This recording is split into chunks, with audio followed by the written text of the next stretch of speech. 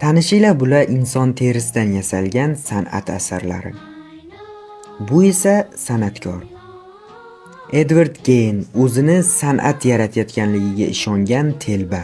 U qabristondagi yangi ko'milgan jasadlarni qazib olib, o'zini uyiga olib borardi va u yerda turli xil ularni terisidan uy jihozlarini yasardi. Misol uchun divan yasagan undan, maska yasagan, sumka yasagan, kiyimlar yasagan. Bularning bari 1945-yilda uning onasining o'limidan so'ng sodir bo'lgan.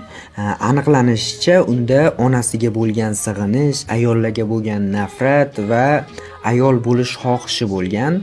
1957-yilda bo'lgan qotillik sabab uni uyida gumondor sifatida tintuv o'tkaziladi va uni uyini tekshirgan politsiyachilar hayratda qoladi. Uni uyida turli xil insonni tana a'zolaridan yasalgan buyumlar bor edi.